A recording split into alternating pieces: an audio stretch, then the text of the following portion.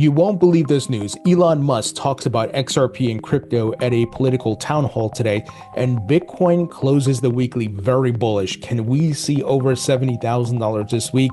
We'll talk about it. And the largest merger and acquisition has taken place in the crypto industry at over $1.1 billion for a stablecoin infrastructure company. Let's get into it.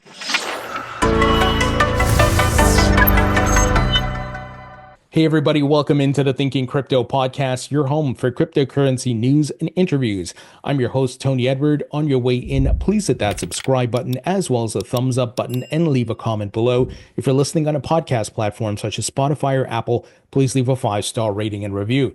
Folks, Bitcoin right now trading over $69,000, looking very bullish. It closed the weekly over $65,000. Obviously, I've been telling you guys over the past 3 to 4 days, we need Bitcoin today, Sunday, to close over 65,000 and then to break through 70. And we're getting close to $70,000. It looks like the bulls are back in control here. When I look at the charts, I see higher highs and higher lows forming. That's very good. As I've been saying, let the rally prove itself. We need confirmation, and this is some solid confirmation. Now, we're not fully out the woods yet. I would love to see Bitcoin smash through 70 and 72K, and then it's bull run, baby, possibly running us up to 85 to 90K or possibly higher.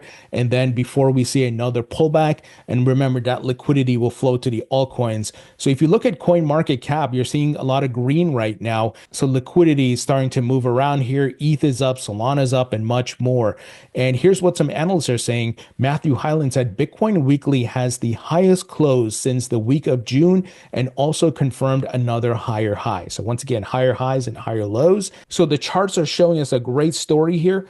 We're seeing on the macro, global liquidity continues to go up. China's been doing insane stimulus injection, and that is driving up the global liquidity, which obviously is correlated to asset prices rising. Now, we haven't seen the United States start QE yet. They've started to cut rates, but we know QE is right around the corner. Well, here is your narrative and your reason served up on a silver plate for you. Unrealized losses at U.S. banks are 7x higher than during the 2008 financial crisis. See what's starting to come out here? Here's another report coming out from bar chart. FDIC warns that 66 banks face the possibility of insolvency after being added to its problem list. There's your narrative. There's your reason. Money printer going to be started up very soon. Jerome Powell is ready to press that button, folks. Just a matter of time. And don't get me wrong, I am not rooting for banks to collapse. That is not what I want. The point is, this is the system we live in, the fiat money system. It's boom and bust cycles, quantitative tightening, quantitative easing, quantitative tightening, quantitative easing. This is how it works. I don't make the rules. I didn't create it. I'm just sharing the knowledge, right? Financial education is important. My point is there's usually a narrative that goes or some problem that goes with the money printing starting up again. And I don't know if they're going to let any of these banks collapse first. I don't want that. Obviously, we don't want problems like that.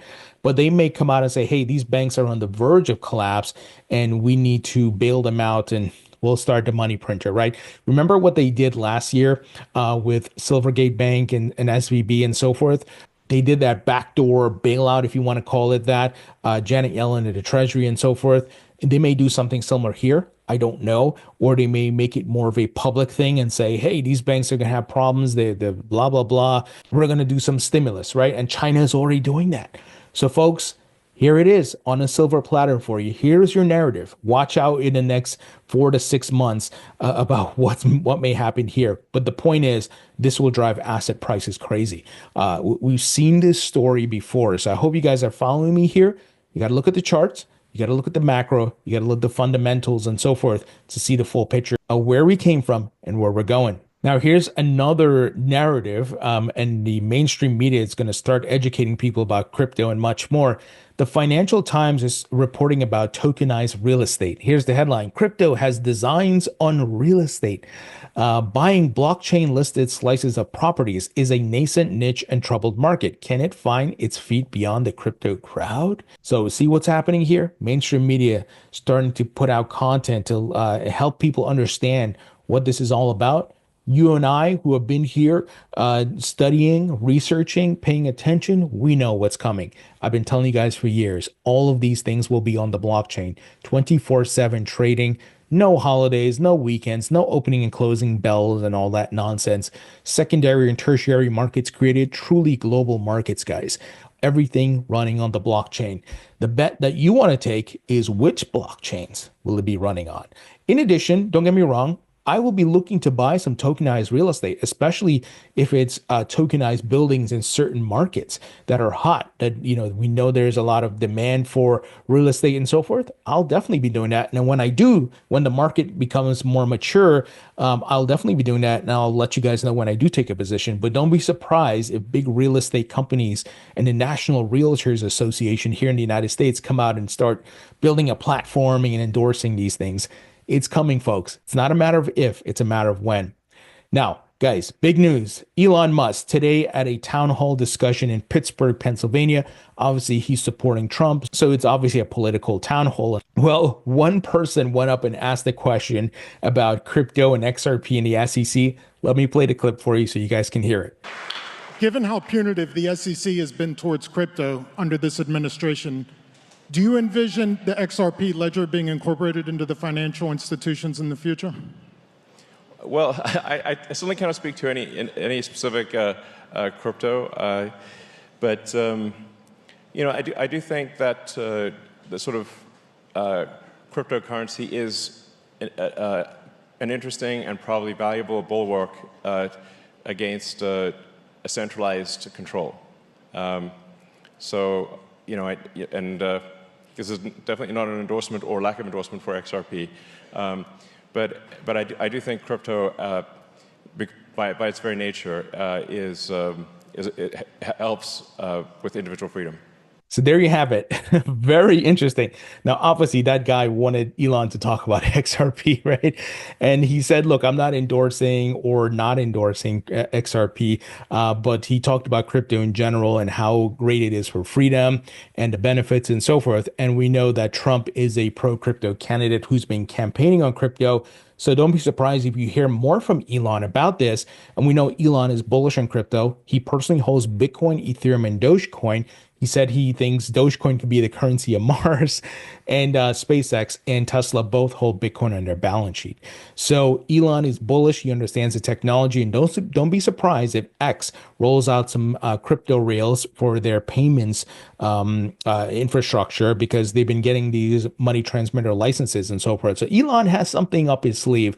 And look, guys, if we're headed to space and we're going to be interplanetary species, do you think we're going to be using fiat currency like dollars and nickels and dimes and quarters? No, we need a digital currency in a digital age to be interplanetary. So that's where cryptocurrencies, because of the blockchain, you have that trust and verification, will be used. So I hope you see where we're headed, right? Where this technology, where all these things are going to collide, where robotics and AI and blockchain and crypto and so forth. You need an actual digital currency. There's not going to be cash on Mars, right? So it's really interesting. And I always listen and pay attention to what Elon does and says, because he's obviously one of the greatest entrepreneurs of our lifetime, a genius for sure, a visionary for sure. And look, I don't agree with everything Elon says and does. Obviously, he's a human being. He's not infallible, but obviously the man is super smart, and he is doing a lot of big things in the fourth industrial revolution that we're living in. All right, let's move ahead, guys. Speaking of XRP, we got news from Sentiment that the XRP ledger has spiked in active wallets significantly, reaching 35,799 unique wallets, making at least one transfer in a single day, the highest in over 3 months. Additionally, 3,858 new wallets were created in a single day, the highest amount in over 7 months. So something is cooking up here in the XRP ledger. Ripple Stuart Alirati, that's their chief legal officer, shared some updates around the SEC lawsuit. He said the Second Circuit will either affirm Judge Torres or expand her ruling. The best the SEC can hope for, and it's a remote hope, is a remand. But during the SEC's failed interlocutory appeal, Judge Torres made it clear that Howey and all of Ripple's defenses, including fair notice, will then be back on the table. The fair notice standard asks if a person of ordinary intelligence was aware of what the law prohibited. the SEC could end up arguing to Judge Torres that she wasn't a person of ordinary intelligence when she ruled against them. Awkward.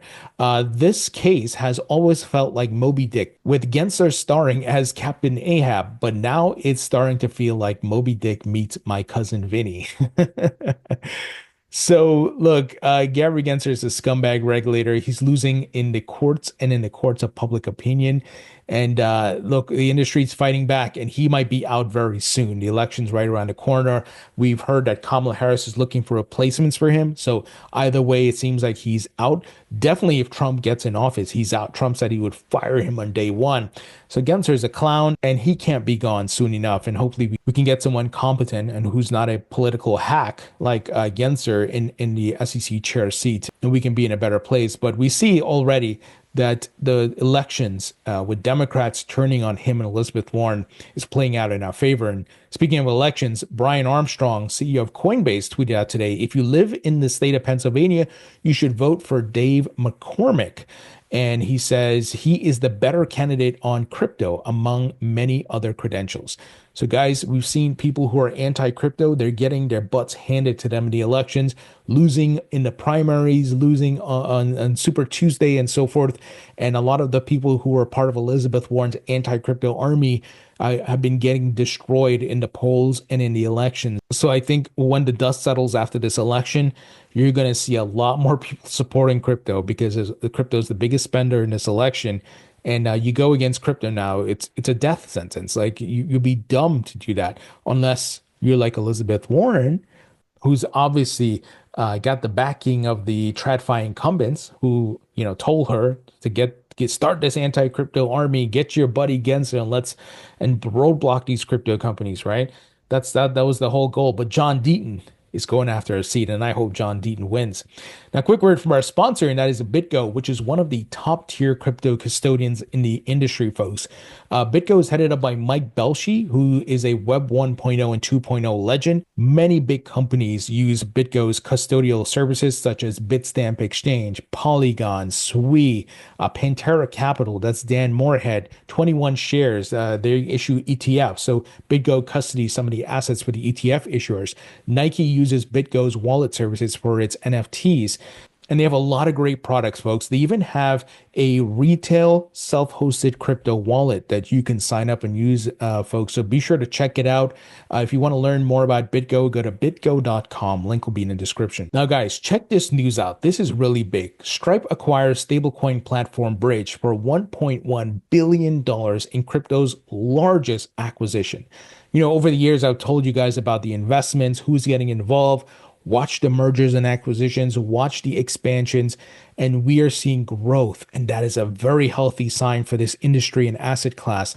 And a big move by Stripe, which is a payment facilitator and giant, right? So here's the details on that. Payments company Stripe has acquired stablecoin platform Bridge in a $1.1 billion deal, according to TechCrunch founder Michael Arrington. I've had Michael on multiple times. Stripe's largest acquisition to date and the largest acquisition in the crypto industry's history, Bridge has raised $58 million from investors and was previously valued at $200 million.